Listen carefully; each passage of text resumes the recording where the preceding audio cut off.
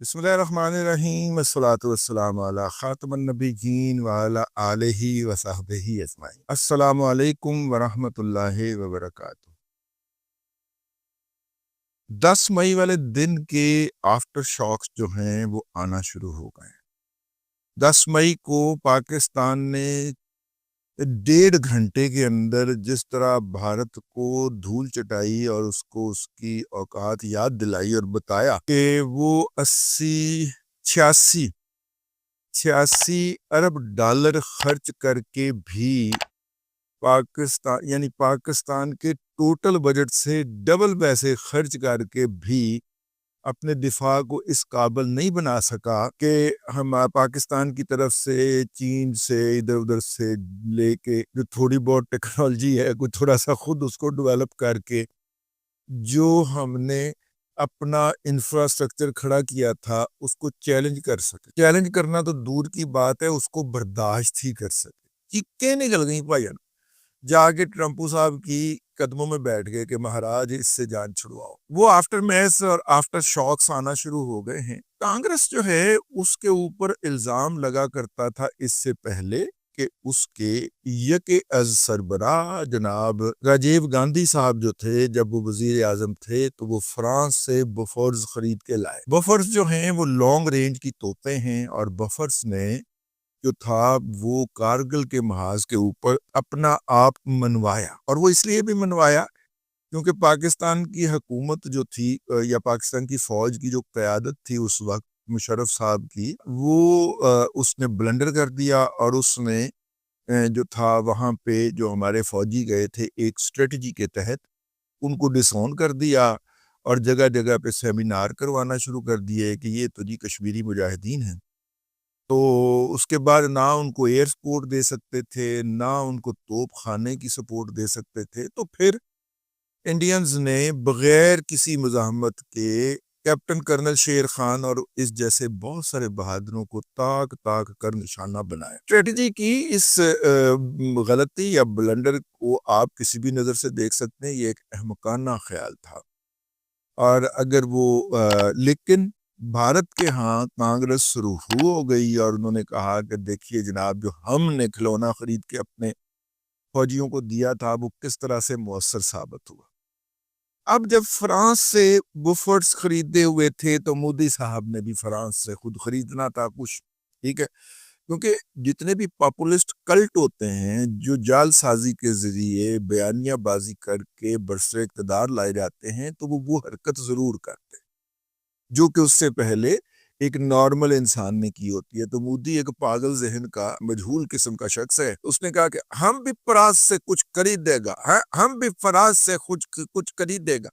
तो खरीद के ले आया मामा उतो राफेल, ठीक है, राफेल खरीद के ले आया जी वहां से। और रा की तो आप बात ही छोड़ देना, राफेल को बाद में देखते, रा की तो आपको बात ही छोड़ देना।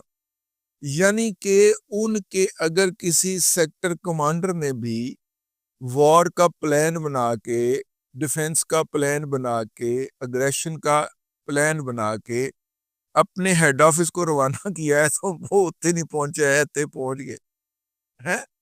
हाँ जी, ठीक है ना। राह को इस तरह फ्लॉप किया गया कि उनके पूरे के पूरे प्लान जो थे वो निकल के आप पारा पहुंच जाते रहे। इससे आप अंदाजा कर ले राह का, तो राह ने फेल ही होना था जी। फिर तो राह फेल हो गया जी। राफेल के ऊपर अब कांग्रेस ने चढ़ाई कर दी है। वहां की जो अपोजिशन पार्टी है उन्होंने कहा कि जनाब 400 करोड़ का तैयारा जो था ये 1400 करोड़ में खरीद के लाए, यानी कि हर तैयारे के ऊपर 10 खरब भारतीय रुपए कमीशन खाया गया। वैसे मनने वाली गल नहीं की, इन्ना कमीशन नहीं होता, वो थोड़ा बहुत होता है। वैसे मेरा मतलब है 5-10% इनबिल्ट रखा जाता है, लेकिन लंबा ही मार, ठीक है। एवं तो नहीं अंबानी वगैरह जो है, अंबानी की बेगम जो है वो मोदी साहब का हाथ पकड़ लेती है और फिर छोड़ने का नाम नहीं लेती, बैठे बैठाए कर्मापति हो गए। फिर जो भी डिफेंस की डील हुई मोदी साहब ने उसको प्राइवेट सेक्टर में डाला। हालांकि उनका पब्लिक सेक्टर जो है,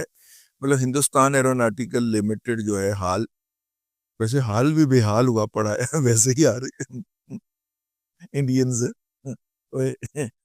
लाला लालियो यार, वो आपने एक तेजा बनाया था, बड़े आपके जो डिफेंस इंथुजियास्ट हैं उसके ऊपर व्लॉग कर कर के मरने हो गए सर। यार पूरी जंग के अंदर आपने मिराज 2000 तबाह किया, मिग 29 तबाह किया, सुखोई SU-30 MKI तबाह करवाया और रफाल तो करवाया ही करवाया। यार तीजा नहीं निकाला आपने, है तीजा निकालते हमारे बच्चे जो थे उसको जाके चौथा पांचवा बढ़ाते, टीचर्स नहीं निकाले। वैसे बात सुनने की, ये मतलब तेजाज क्यों नहीं निकाले? तेजा बेसिकली जब इसराइल के जो ड्रोन है, हेरोन के क्या नाम है उसका, हेरोन ड्रोन है या हेब्रोन ड्रोन है, हेरोन ड्रोन जो है, जब उसको हमने फेंटना शुरू किया है ना, मतलब कि उसको बकायदा वो पांटी डाल के तो उतार लेते थे नीचे, तो इसराइलियों ने कहा कि खबरदार, तेजाज के अंदर बेशतर टेक्नोलॉजी हमारी है, तो हमारी आपने मार्केट का बिल्कुल ही बेड़ा गर्क करना है। तो मैं आपको खबर की बुनियाद पे ये बात आपसे अर्ज कर रहा हूँ कि तेजा जो है वो फिजाओं में निकालने से इसराइलियों ने भारत को मना किया था कि तेजा नहीं निकालना आपने, ठीक है, क्योंकि अगर ये गिर गया तो हमारा आपकी कुटी, हमारी आपकी छू, ठीक है, हम आपसे नहीं बोलेंगे, क्योंकि उसमें तो हमने जितनी आपको बेचते सारी टेक्नोलॉजी तो इसराइल की है ना। और इसराइल की टेक्नोलॉजी जो है वो, इसराइल ने अपना कोई त्यारा बनाना था, अमेरिका ने उसको गन पॉइंट के ऊपर F-16 दे दिया। F-16 का भी वैसे बेड़ा गर्क होने लगा, वो हम आपको बाद में बताते हैं। तो वो दे दिया जी उन्होंने उसको, तेजाज नहीं निकालने दिया। अच्छा, F-16 का बेड़ा गर्क क्यों होना है? F-16 का बेड़ा गर्क इसलिए होने लगा है कि J-10 ने जिस मार्केट में जाके टुक टुक टुक नॉक किया है, वो मार्केट है जो ममालिक बड़े अरसे से ये उम्मीद लगाए बैठे हैं कि अमेरिका की जो नजरे शफकत जो है वो हम पे पड़े और हमें भी F-16 मिले।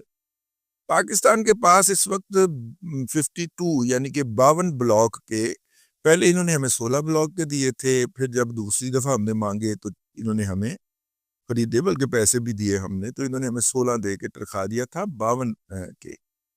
और अब वो 72 वाला ब्लॉक उनका चल रहा है। हमारे अभी JF थंडर के सिर्फ 3 ब्लॉक आए हैं और तीसरे ब्लॉक ने तो वहीं फेर दी। उनका 72nd ब्लॉक चल रहा है। अब पिछले दिनों हमने जब उन्हें कहा कि इन्हें अपडेट कर दिया जाए तो उन्होंने कहा कि नहीं, कोई जरूरत नहीं। अब ये F-16 जो है, अब इसके ऊपर बहुत सारी लिमिटेशन है। आईसा रडार नहीं है जो 360 के ऊपर रडार जो है ना वो देखता है, वो नहीं है, पुराना रडार लगाया हुआ है। हमने कहा जी हमने अपना JF थंडर में लगा लिया, आप हमें इजाजत दे दे, हम यहाँ पे लगा रहे, वो नहीं लगाने देते। उन्होंने अपने बंदे बाए हुए हैं बकायदा, जो कि दिन रात F-16 की गिनती करते रहते हैं। ये जो सिंध की साइड के ऊपर जो मुख्तलिफ एयर बेसिस के ऊपर इंडिया ने मिसाइल दागे, तो ये वो जगह थी जहां पे हमने अपने F-16 पार कर रखे थे, क्योंकि F-16 इस हालत के अंदर अगर उड़ता तो वो एक फ्लाइंग मुर्गा भी होता, वो फ्लाइंग डक होता।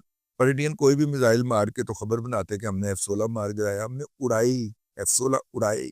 इंडियन मीडिया शोर में चाहता रहा, यूथर उसके ऊपर बंदरों वाला, बिन मानसों वाला डांस जो है, अपनी पुश्तें पीछे को निकाल के जिस तरह के ये डांस करते हैं यूथर, वो डांस करते रहे।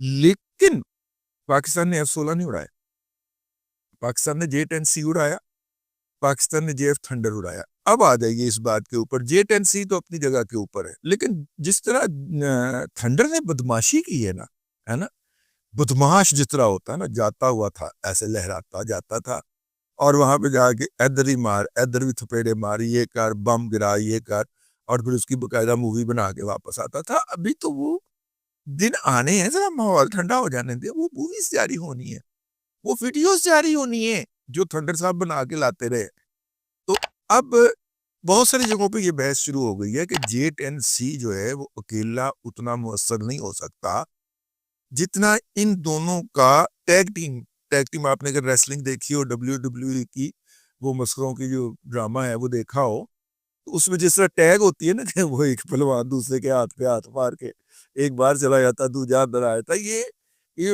जो टैग टीम बनी है ना J-10C की और इसकी, ये असल में लीथल कॉम्बिनेशन है। इस वक्त दुनिया के बेशतर दारुल हुकूमतों में उनके फौज के हेडक्वार्टर्स में ये बहस जारी है कि नहीं, J-10C कलिया नहीं लेना, J-10C अकेला नहीं लेना, अपनी भी दुकानदारी खुलन लगी है जी। आहो, हमारी भी दुकानदारी खुलने खुलने लगी है। हम 22 बनाते हैं साल के JF थंडर, ठीक है। ये पाकिस्तान फौज को ही पहले पाकिस्तान आर्मी को दे रहे थे, ये अपने आज़रबाईजान वाले जो हमारे भाई हैं वो लाड काट गए कि नहीं पहले सानू दो। तो फिर पाकिस्तान एयरफोर्स की सप्लाई रोक के तो उनको 2 स्क्वाड्रन मेरा ख्याल हमने बना के दिए, और वो भी घर में बैठे तुम्हारे डाल रहे हमारे को भी थंडर ही गए हैं, ठीक है। JF-17 थंडर साढ़े को भी गए, ठीक है। वो तो माले डाली जा रहे हैं आज़रबाईजान वाले। खैर आज़रबाईजान वाले भी अपना ही खून है। ये अगर आपको याद तारीख का जरा थोड़ा सा हवाला, ये जब ये जो घटिया आदमी था ना गांधी, इसने जब कैंपेन की दुनिया भर के बरसगीर के अंदर, हम तहरीक खिलाफत तलक चला रहे थे कि खिलाफत को ना तोड़ा जाए, तो उन्होंने हिंदुस्तान छोड़ दो तहरीक शुरू कर दी और कुछ कांग्रेसी मुल्ला भी उसके साथ मिल गए। तो उसके नतीजे के अंदर बहुत सारे अहले ईमान जो थे वो बरसगीर पाक हिंद में अपनी सुकूनत तरक करके, शरीयत तो उस वक्त होती कोई नहीं थी, अपनी सुकूनत ही होती थी, सुकूनत तरक करके और अफगानिस्तान हिजरत की है। अफगानिस्तान अफगांडुओं जो है उनको तो हमेशा हराम खोरी की आदत रही है। उन्होंने तो शाह इस्माइल शहीद और सैयद अहमद शहीद और शाह इस्माइल शहीद को भी शहीद किया था, और उनके खून के भी पैसे पकड़े थे अंग्रेज से। उन्होंने कहा लो भी दिहाड़ी लगी, उन्होंने वहां पे उनके बच्चे लूटे, उनकी खवातीन लूटी, उनके मालो ज़र लूटे। तो फिर वो लोगों ने वहां पे भी जिहाद जारी रखा और अपनी जान बचाते हुए ये हिरात के रास्ते परली तरफ तुर्कमानिस्तान से होते हुए आज़रबाईजान की तरफ निकल गए। 1956-57 तक आज़रबाईजान में उर्दू के बकायदा मैगजीन और अखबारात निकला करते थे। आप इसका अंदाजा यूं कर लीजिए, 1922 में ये लोग जो थे ये तहरीक खिलाफत के दौरान हिजरत किए थे। वहां पे आपको आज़रबाईजान के अंदर आप अगर जाएं तो बाकू में आपको जो काले बाल और हमारी तरह की भूरी आंखें नजर आए, काली आंखें नजर आए, तो समझ जाइएगा कि ये हमारे बुजुर्गों का खून है, ठीक है। ये बड़े सगीर के मुसलमान, ये उनका खून है, ये उनके आगे औलादे हैं।